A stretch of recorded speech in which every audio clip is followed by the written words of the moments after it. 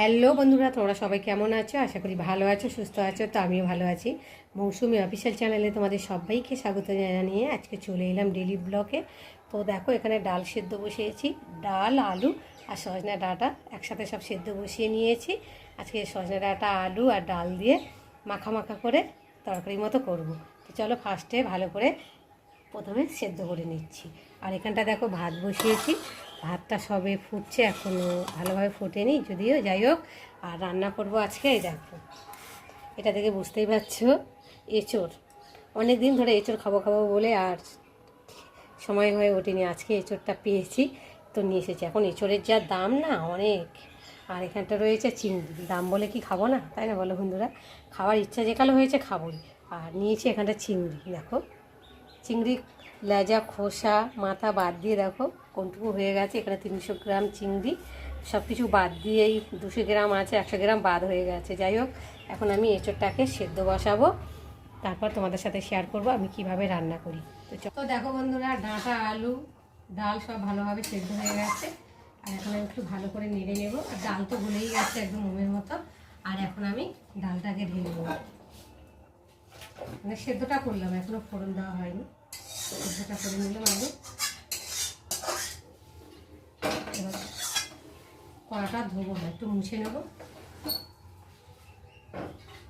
তখন কড়াটা গরম হতে থাকুক আর আমি এদিকে প্রেসারে এঁচোড়টাকে সেদ্ধ বসাবো। এঁচোড়টাকে ভালো করে ধুয়ে নিয়েছি আর প্রেসারে সেদ্ধ দেবো। একটা সিটি দিয়ে নেবো, নাহলে এমনি কড়াতে সেদ্ধ করতে গেলে তো অনেকটাই গ্যাস পড়বে আর সময়ও লাগবে। তার জন্যে প্রেসারে দিয়ে দেবো।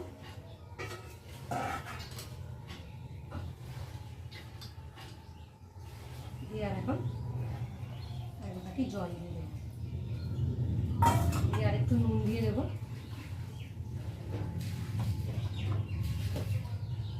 দিয়ে আর এখন প্রেসারের ঢাকাটাকে দিয়ে সেদ্ধ করে নেব।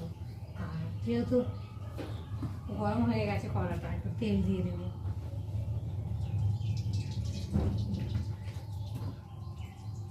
একটু সাদা তেল আর একটু সর্ষে তেল মিক্স করে দেবো। আর হাওয়া ছেড়েছে না, গরম হচ্ছে। দেখি ভাতটা দিয়ে কত দূর। ডালে ভাতা দিলে তো আবার ভাত ভালো লাগে, ঝোল নিয়ে গেলে ভাতের মধ্যে আর দেখতেও বাজে লাগবে। ভাত হয়ে এসেছে।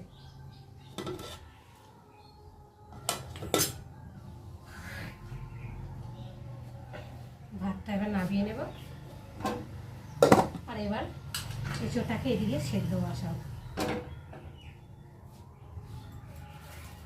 এখন আমি ফোড়নে দেবো তেজপাতা,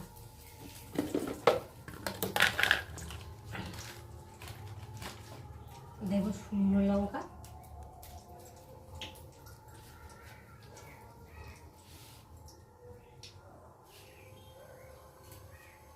আর দেবো একটু রসুন।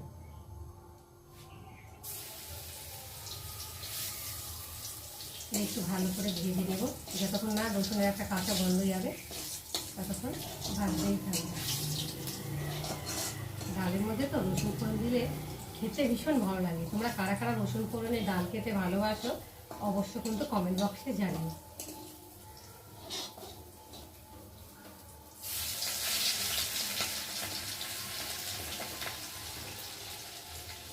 আর একটু দিয়ে দেবো আদা বাটা,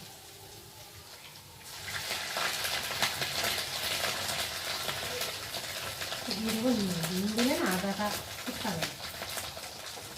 সেদ্ধের সময়, ডাল সেদ্ধের সময় হলুদ নুন দিয়ে সেদ্ধ দিয়েছি।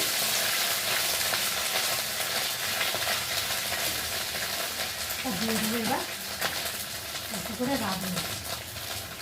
রাঁধুনি দিলে না ডালের টেস্টটা অন্যরকম হয়, খেতে ভালো লাগে।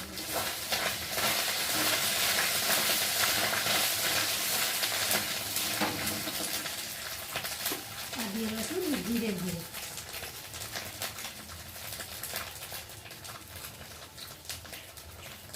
একটু ভালো করে ভেজে নেব।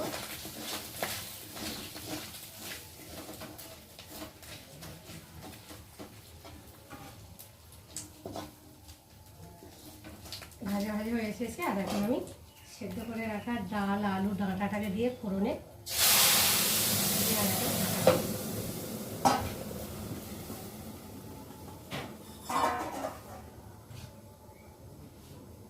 দিয়ে আরেকটু এবার নেড়ে দেবো।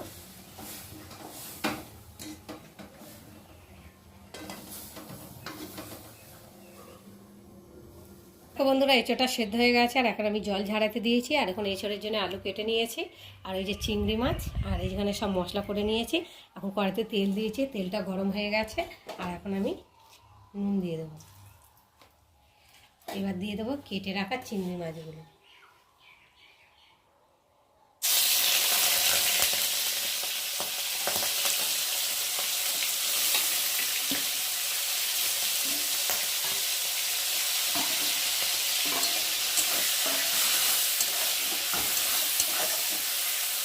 এবার দিয়ে দেবো হলুদ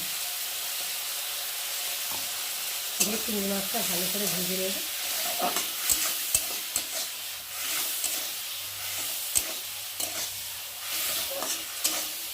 আমরা চিংড়ি মাছগুলো ভেজে নিয়েছি, আর এখন আমি তেল থেকে চিংড়ি মাছগুলোকে তুলে দেবো। অনেকটাই তেল দেওয়া হয়ে যাচ্ছে।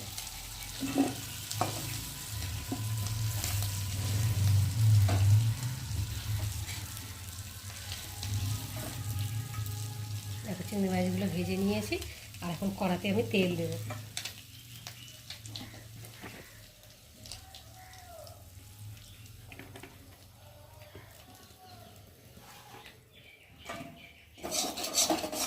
চিংড়ি মাছ ভাজলে না কড়াটা গেঁজা গেঁজা মতো হয়ে যায়, পুড়িয়ে মতো বেশি।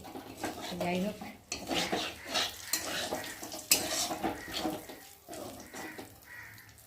আর এখন আমি ফোড়নে দিয়ে দেবো তেজপাতা, আর দিয়ে দেবো গরম মশলা, এলাচ, দারচিনি, আর দিয়ে দেবো গোটা জিরে।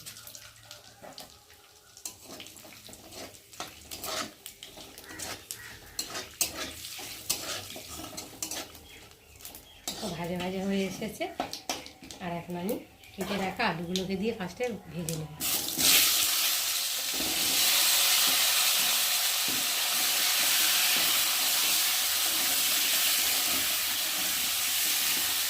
বন্ধুরা আলুটা বেশ লাল লাল করে ভেজে নিয়েছি, আর এখন আমি দিয়ে দেবো পরিমাণ মতো নুন, হলুদ গুঁড়ো, লঙ্কার গুঁড়ো, আদা বাটা, জিরে বাটা, রসুন বাটা, আর একটা কাঁচা টমেটো।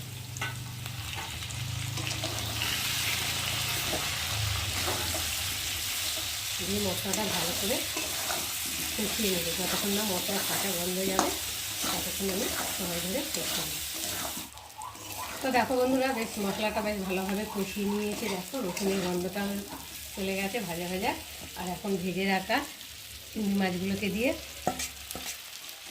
একটু নেড়ে নেব।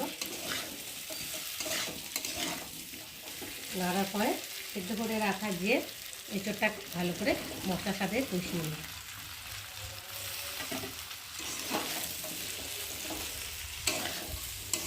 এঁচোড়টা আগে ভেজে নিলে হতো, আমি একসাথে কষিয়ে নেব। কষানো হবে আর এদিকে এঁচোড়টা ভাজা হয়ে যাবে।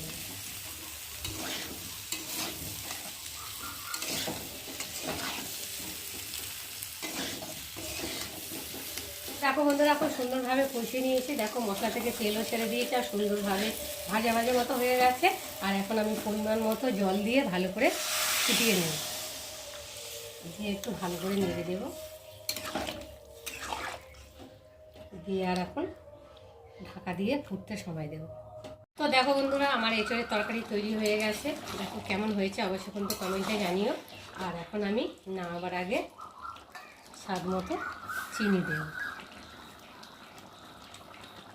আর দিয়ে দেবো গরম মশলা একটু বেটে নিয়েছি শিলের মধ্যে, অল্প করে দিলাম। বেশি দিলে তো ঝাল ঝাল হবে, ওর জন্যে। আর না আবার একটু ঘি দিলে ভালো হতো, তো ঘি তো আমার মেয়ে খাবে না, ওর জন্য ঘিটা দিলাম না। তো বন্ধুরা, আজকে আমার এঁচোড় চিংড়ি রেসিপি কেমন লাগলো তোমরা কিন্তু অবশ্যই কমেন্ট করবে। আর ভালো লাগলে লাইক করে শেয়ার করো। আর আমার চ্যানেলে যদি নতুন হয়ে থাকো চ্যানেলটাকে সাবস্ক্রাইব করে দিও। আবার তোমাদের সঙ্গে দেখা হবে পরের ব্লগে। তোমরা ততক্ষণ তোমাদের খেয়াল রাখো।